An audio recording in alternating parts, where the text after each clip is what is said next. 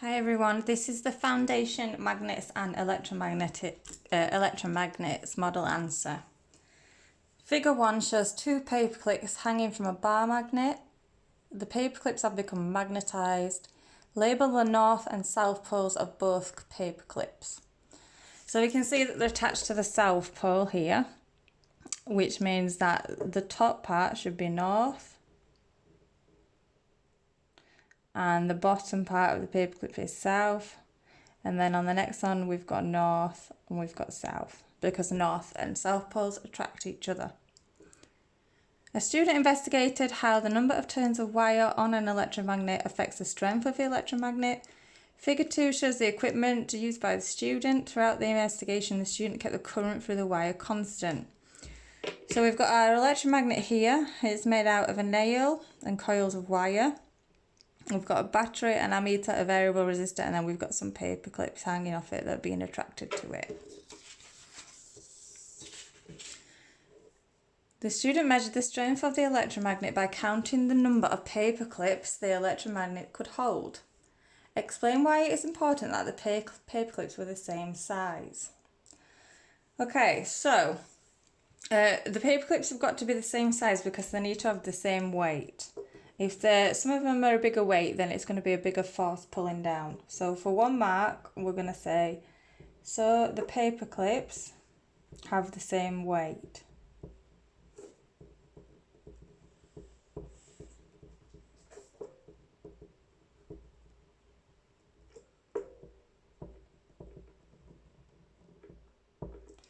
And then for the second mark, what we need to say is that because we are going to be altering the number of turns on the electromagnet, we need to be able to compare that. So we need to be able to compare like 10 turns to 20 turns. And we can't really do that if the paper clips are different sizes, because it wouldn't be fair. So we're going to say this allows the results for different numbers of turns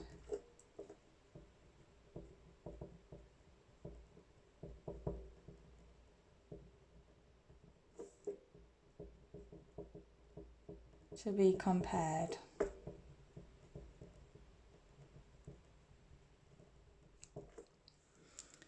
Okay, the table below shows the student's results. You've got the number of turns of wire on the electromagnet going up in 10s, and the number of paper clips that are held, which is going up in 3s.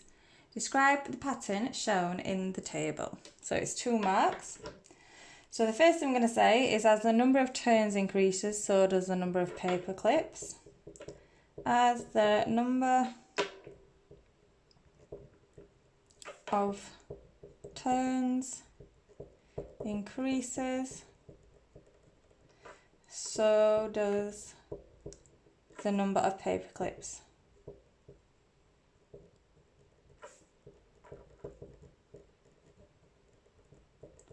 Okay, then we need to say something else. Now, hopefully you've noticed that each one's going up by equal amounts. Okay, and that means that it's a linear pattern, or it's directly proportional. Okay, so this is a linear pattern. And then we'll just put brackets, directly proportional.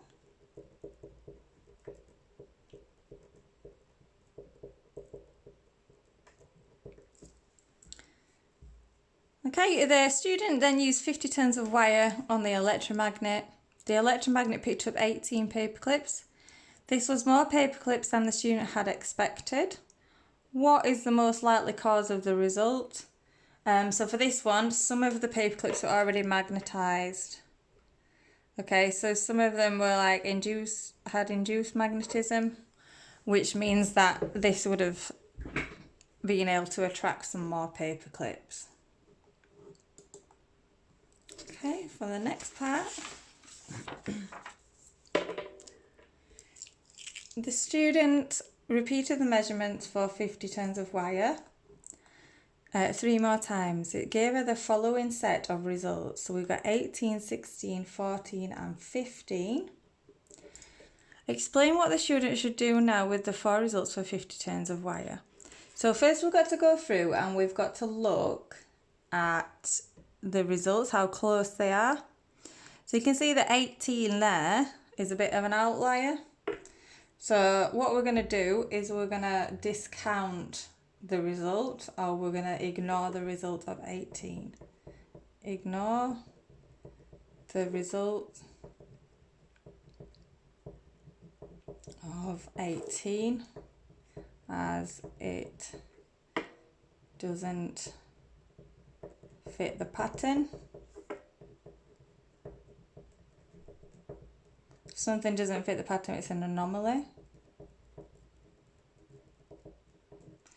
And then what we're going to do is we're going to use the remaining 3 results to calculate a mean or an average.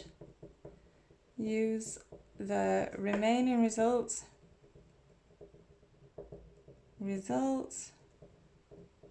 to calculate an average.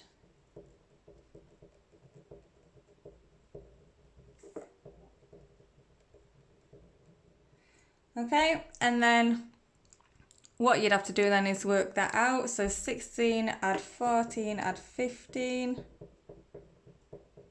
not including the 18, and then divided by 3 will give you 15 is the average.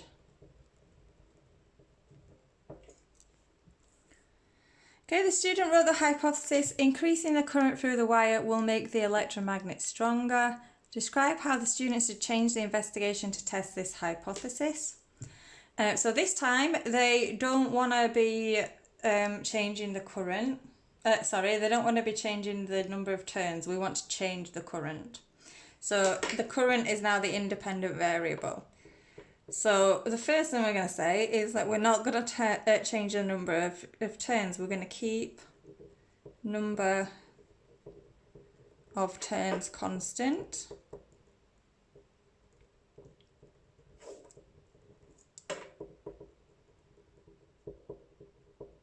So really important in an investigation that you only have one independent variable, so you're only changing one thing at a time, so you know which one is having the effect. And then what we're going to do is we're going to change the current.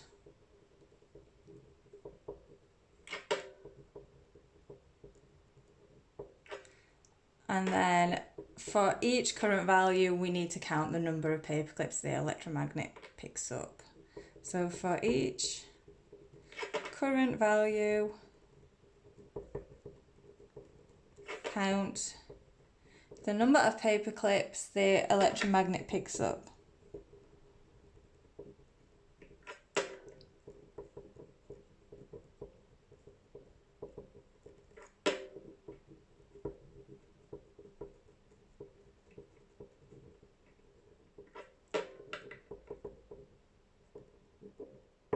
Okay, and then that's how we would investigate the change in that experiment.